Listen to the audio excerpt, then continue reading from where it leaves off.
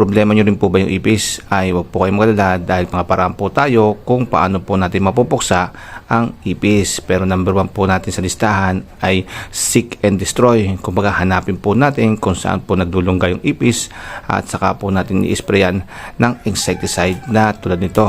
Pangalawa po, kung tinatamad po kayong hanapin at wala po kayong insecticide, ay pwede naman po kayong gumamit at mamili ng mga ipis trap or cockroach trap. Tulad po ng mga yan. Ayan, no? Pero kung wala naman din po kayong pambili niyan at wala din po kayong pambili nitong ating insecticide, ay meron naman po tayong solusyon dyan at yan po yung gagawin natin ngayon kung paano gumawa ng homemade cockroach bobo trap. So ipis trap po yung ating gagawin. Yung mga ipis trap po na yan ay gumagamit po ng mga pandikit o either naman na gumagamit ng mga box na yan na sinusuotan ng mga ipis upang hindi na po sila makalabas.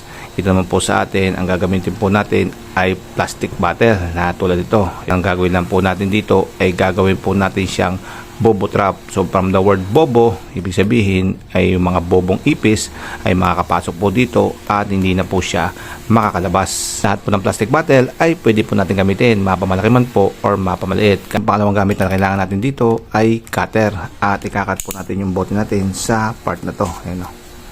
Dito po yan mga pare ko, ingat-ingat po tayo dahil matalim po yung ating cutter. Pero huwag tayong kalala dahil malambot lang po itong ating kinuwang plastic bottle. Kaya madali po natin siyang makakat. Pangatlong gamit po na kailangan natin dito ay cooking oil. Ay mga pare ko, pwede pong fresh or either naman na used cooking oil. Pero mas maganda po ay used cooking oil dahil na-attract po nito ang ipis. At ang gagawin lang po natin ay kumuha lang po tayo ng konti. Dahil ito po ang gagamitin nating pampadulas dito sa ating bote. At ito, lagay nyo lang po yan sa loob dito. Ayan. Kahit na po hindi yung kailalaliman.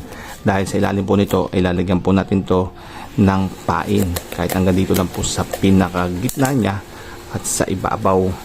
And then, pati po itong takip. Yung takip naman po, dito po sa pinaka-ilalim niya. And then ito, okay na po ito mga pare ko.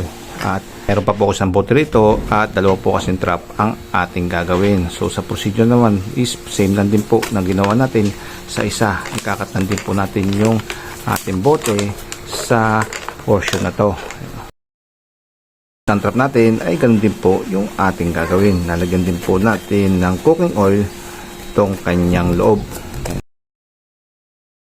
Pinakahuli pong kailangan natin upang makompleto na po natin itong ating cockroach trap ay yung ating pain. So sa pain naman po, ang pinakagustong-gustong pagkain ng mga ipis ay yung mga matatamis, either solid or liquid. So sa solid, lahat po na matatamis yan. Andyan na po yung mga tinapay, yung mga cake, yung mga candies, yung mga cookies, yan, etc. na po yan. At sa mga liquid naman, andyan po yung soft drinks. Pwede rin po kayong gumamit ng asukal na tutunawin sa tubig. Yan.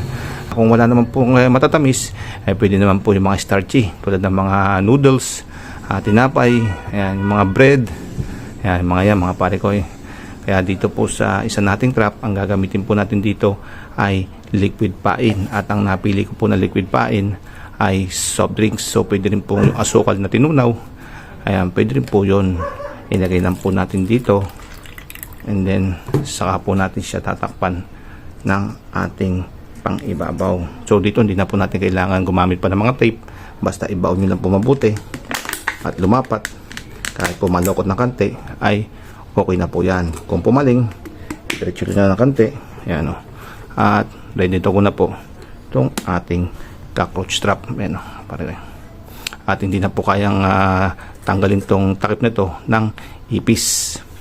Then dito naman po sa isang trap natin, wala po tayong cake, kundi tinapay lamang po. At ilagay po natin sa loob at saka po natin siya takpan. I-press lang po natin hanggang lumapat po itong pinakaibabaw. At yun, okay na po ito mga pare ko. Presto, meron na po tayong instant DIY cockroach bobo trap. Ito na po yung basic principle kung paano po gumagana tong ating cockroach bobo trap. Ang mangyayari po kasi ay maamoy po ng ipis tong ating pain at papasok po siya sa loob. At sa loob naman po, pag nahulog po siya dyan ay hindi na po siya makakalabas dahil hindi na po kakapit yung kanyang mga kalamay dahil madulas po yung paligid at siya na po yung kanyang katapusan. Pag ganito po, pag liquid, ayan po, patay po yung ipis na tulad nito. Pag solid naman po ang inyong pain, ayan po, buhay na buhay po yung nahuli nyong ipis at bahala na po kayo kung paano nyo po siya papatayin. Kaya sa naman ang mga problema sa ipis po dyan, itry nyo na po to dahil wala naman po mawawala sa inyo dahil lahat po ng ating materyales ay libre at pwede nyo lang pong mapupulot sa mga paligid ng bahay nyo. So paano sa inyo mga pare ko? Until next time, paalam!